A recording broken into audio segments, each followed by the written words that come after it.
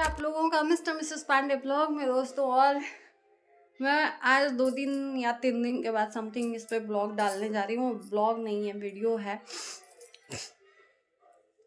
मेरी लाइफ में तो सब कुछ उथल पुथल ही चल रहा है, कोई ना कोई, मतलब बाबू बीमार है, मैं भी बीमार हूँ, बाबू के पापा का भी कुछ ना कुछ चल रहा है, तो इसलिए कुछ ब्लॉग नहीं आ रहा है। तो अभी मैं ठीक हूँ। और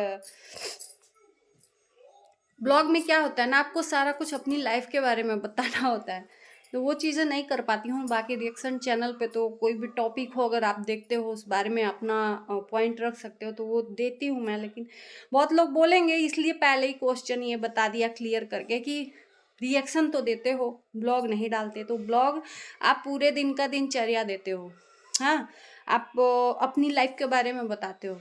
और रिएक्शन है कि आप किसी के ऊपर आप पॉइंट ऑफ व्यू दे सकते हो।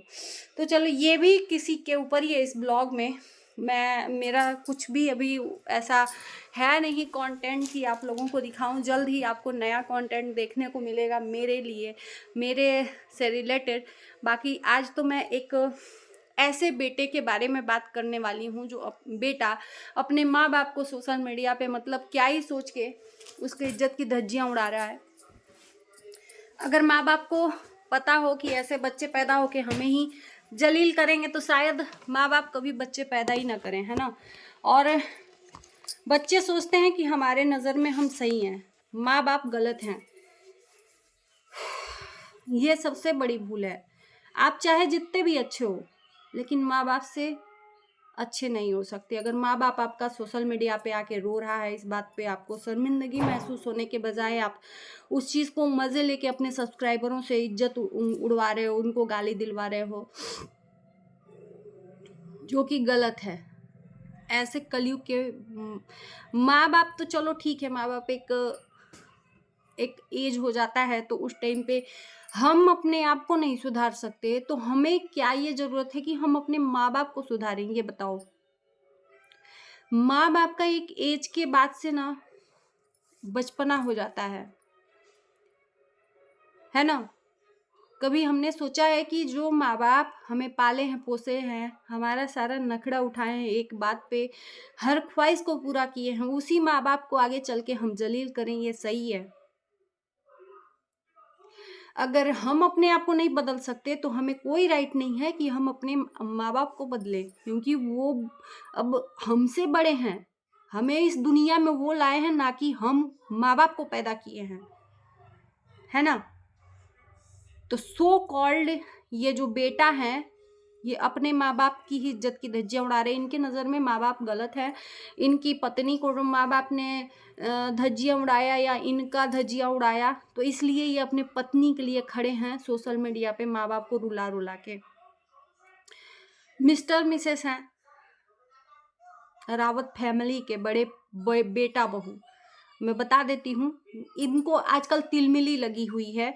इनके अगेंस्ट जो वीडियो बनाते हैं, उनको तुरंत ये अपने लोगों को भी संदेश दे रहे हैं कि जो लोग भी आपके खिलाफ वीडियो बनाएं, आप तुरंत रिपोर्ट करिए और नॉट रिकमेंड करिए, क्योंकि इनके हिसाब से वीडियो नहीं लोग बनाएंगे।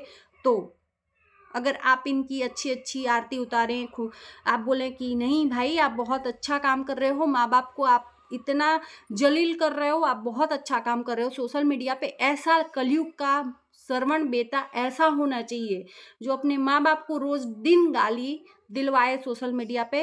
हैट्स ऑफ, ऐसे बेटे होने चाहिए। इस तरह से आप कमेंट करो तो शायद ये मतलब रिपोर्ट ना मारे या नॉट रिकमेंड ना करें।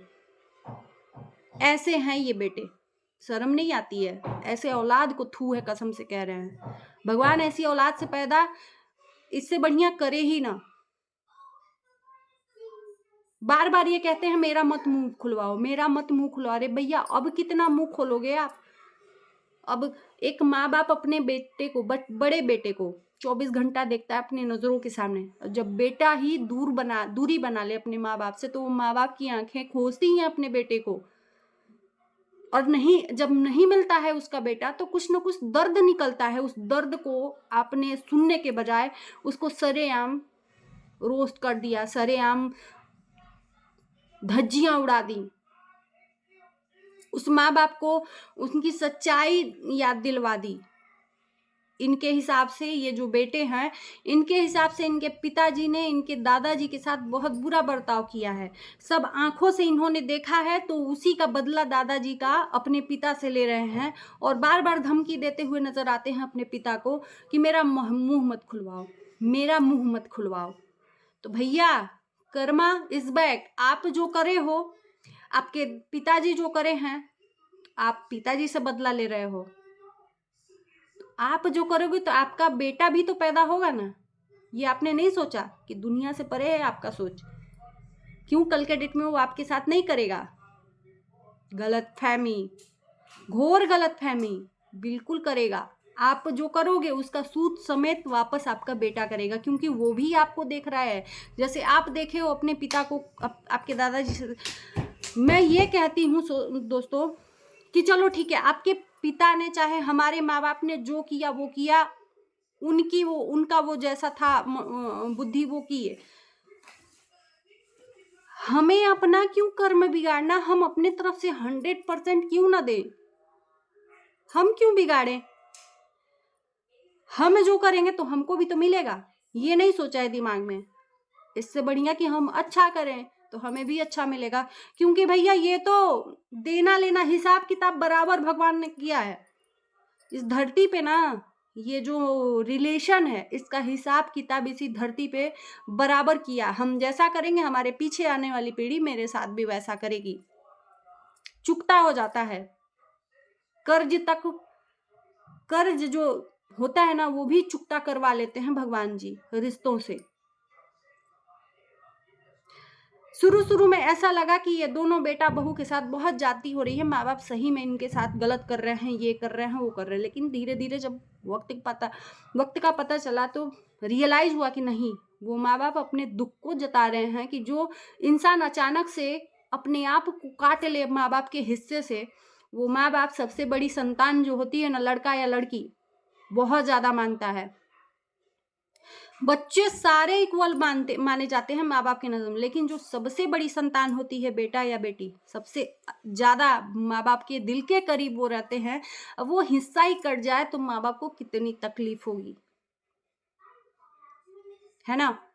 तो उतना ही सोचना चाहिए जितना हम अपने आप में बर्दाश्त करें। लाइव में आके ऐसे रिएक्शन चैनलों के साथ में डील करके, अरे पहले आप अपना रिश्ता सुधारो, फिर दूसरे का सपोर्ट करना। स्नैपी गर्ल का सपोर्ट किया जा रहा है कि तुम इनके स्नैपी गर्ल के ऊपर बहुत अत्याचार लोगों ने किया है। भैया, तुमने क्या कर रखा है? अपने घर का रायता पहले समय, तो फिर स्नैपी गर्ल का सपोर्ट करना। मतलब खुद नहीं उखाड़ पाए तो एक दूसरे का सपोर्ट लेके आ गए औरत का, उसके साथ। भाई, ऐसे तो बहुत सारी औरतें हैं जिनके ऊपर जाती हुई है। इतना ही समाज सेवा का आपको आनंद मिल रहा है तो YouTube पे आप अपना ब्लॉगिंग छोड़िए, और जितनी भी ऐसी औरतें हैं सबको उठा के सबको इंसाफ दिलाइए। सीधी सिंपल बात, नो बकवास, है ना?